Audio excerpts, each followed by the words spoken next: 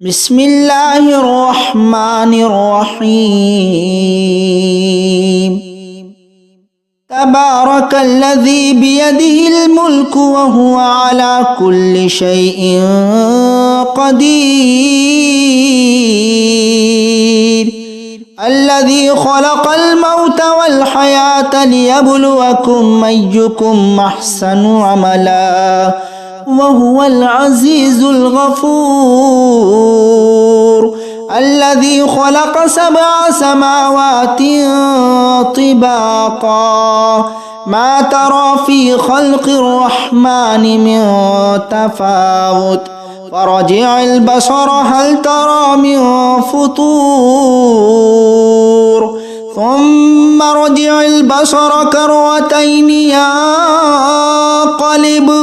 ينقلب إليك البصر خاسئا وهو حسير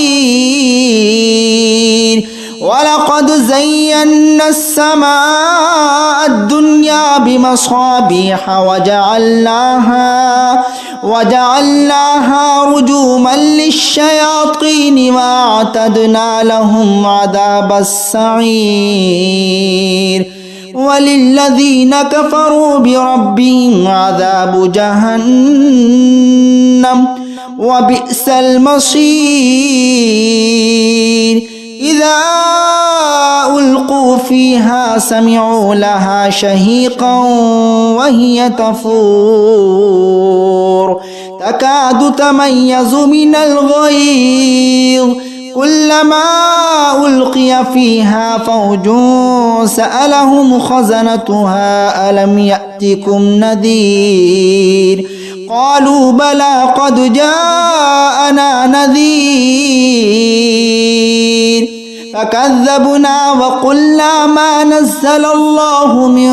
شيء إن أنتم إلا في ضلال كبير وقالوا لو كنا نسمع أو نعقل ما كنا في أصحاب السعير فاعترفوا بذنبهم فسحقا لأصحاب السعير إن الذين يخشون ربهم بالغيب لهم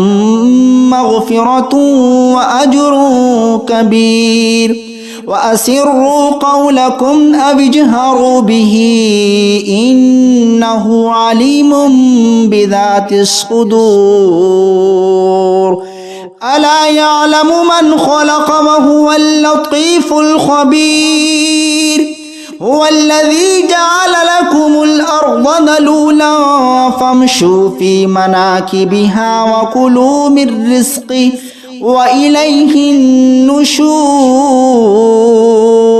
أأمنتم من في السماء أن يخسف بكم الأرض فإذا هي تمور أم أمنتم من في السماء أن يرسل عليكم حاصبا فستعلمون كيف نذير ولقد كذب الذين من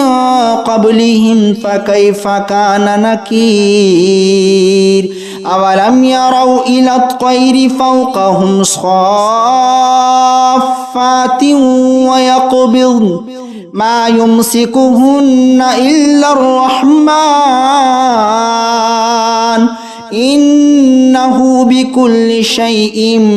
بصير أمن هذا الذي هو جند لكم ينصركم من دون الرحمن إن الكافرون إلا في غرور